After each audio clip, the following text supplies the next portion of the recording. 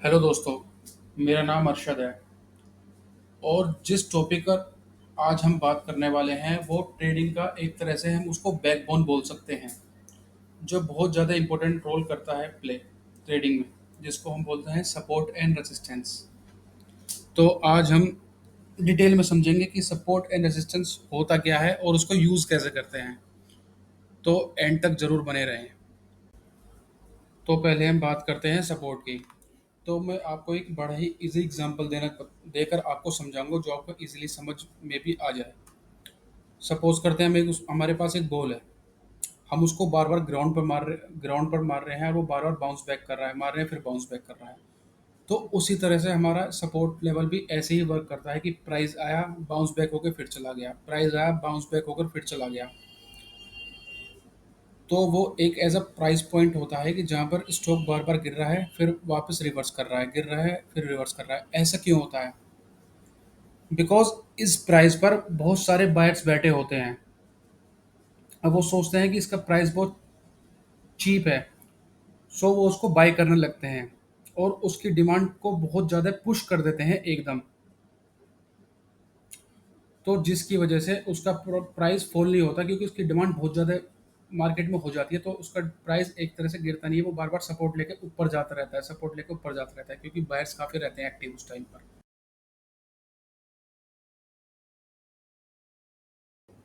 अब हम बात करते हैं रेजिस्टेंस की। तो वही रेजिस्टेंस उसके बिल्कुल अपोजिट होता है। सपोज करिए अब हम बॉल को बाउंस कर रहे हैं, अपनी बॉल पर मार रहे हैं, यानी कि ऊपर साइड मार रहे हैं, और वो बॉल बार बार नीचे आ रही है, फिर ऊपर मार रहे हैं, फिर नीचे आ रही है। तो रेजिस्टेंस लेवल हमारा उसी चीज़ का वर्क करता है कि मार्केट प्राइस को ऊपर जाने से रोकता है, यानी कि उसमें सेलर्स इतने होते हैं कि वो मार्केट के प्राइस को ऊपर नहीं जाने दे रहे, बार बार वो मार्केट को नीचे लेकर आ रहे हैं। तो ये डिफरेंस होता है सपोर्ट एंड रेजिस्टेंस में। बाकी मैं आगे वीडियो अपलोड करता हूँ, उसमें पता चलेगा, थोड़ा एक्सप्लेन उसमें देखते हैं कि सपोर्ट एंड रेजिस्टेंस में कैसे कैसे मार्क कर सकते हैं और हमें कहाँ फाइंड करना होता है इनको। तो आइए, मैंने आगे वीडियो अपलोड कर रखी है, वहाँ देखते हैं। जाता है कि वहाँ से मार्केट बार बार ब्रेक उसको ब्रेक नहीं कर पा रही, लेवल को वापस बार बार रिपीट कर रही है। और हमारा उसी तरह से सपोर्ट हम जिसको बोलते हैं कि मार्केट बार बार उसको सपोर्ट ले लेके उसका सपोर्ट ले लेके वापस नीचे आ रही है, ऊपर नहीं जा रही है। उसी तरह से जैसे हम इसमें देख सकते हैं, तो ये हमारा रेजिस्टेंस कहलाएगा, जो ये ऊपर की साइड वाला है। अब इसको हम छोटे टाइम फ्रेम में कन्वर्ट करके देखते हैं। ये कर दिया मैंने 5 मिनट में। यहाँ पे मार्केट गई, फिर नीचे आई, इसको ब्रेक नहीं कर पाई, फिर ऊपर गई, फिर नीचे आई, ब्रेक नहीं कर पाई, फिर नीचे गई, फिर ऊपर गई, ब्रेक नहीं कर पाई, फिर नीचे आ गई। उसी तरह से सपोर्ट की बात करें, यहाँ पे मार्केट गई, नीचे आई, गई नीचे आई, उस सपोर्ट से वापस आ गया। सेम इसी बात करें, आई गई आई गई आई गई, उसको क्रॉस नहीं कर पाई है। तो ये हमारा इस चीज को, इस नीचे वाले को बोलेंगे हम सपोर्ट।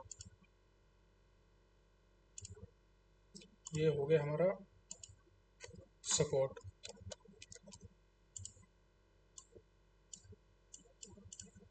और बात करें रेजिस्टेंस की, तो ये हो गया हमारा रेजिस्टेंस।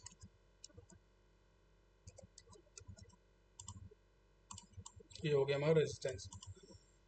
अगर यही रेजिस्टेंस को मार्केट ब्रेक करके, सपोज करो मार्केट यहाँ पर है, इसको ब्रेक करके चली जाती है ऊपर, ये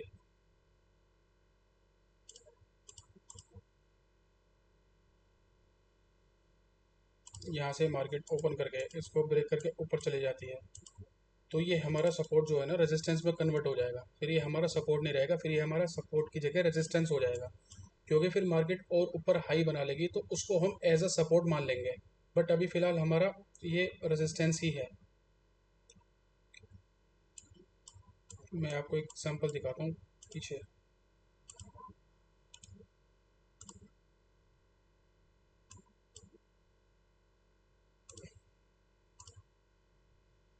अब जैसे हम यहाँ मार्क करते हैं, ये हो गया, ये सपोर्ट है, ये रेजिस्टेंस है।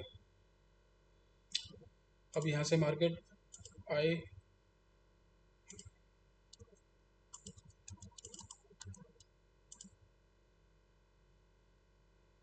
यहाँ मार्केट गई, ऊपर गई, फिर नीचे आई, फिर ऊपर गई, फिर नीचे आई, फिर ऊपर गई, फिर नीचे आई, फिर ऊपर गई, बट ब्रेक नहीं कर पाया।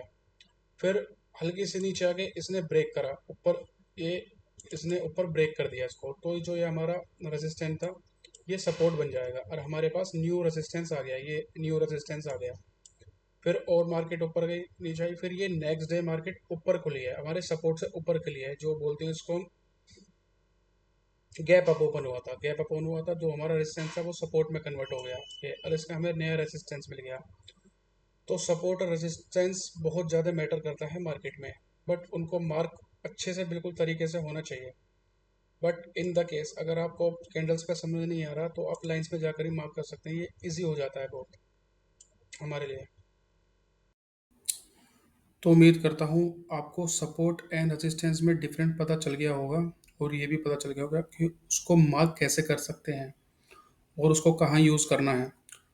तो जब भी आप चार्ट ओपन करें तो उसमें सपोर्ट एंड रेजिस्टेंस जरूर मार्क करिएगा और देखिएगा कि मार्केट उसको कितना रेस्पेक्ट करती है। बाकी अगर आपको कोई डाउट है तो आप कमेंट में बता सकते हैं। Thank you. Please remember, trading and investing involve a high level of risk. This video is for educational purposes only and is not financial advice. Past performance is not an indicator of future results. Always do your own research and consult with a financial professional before making any investment decisions.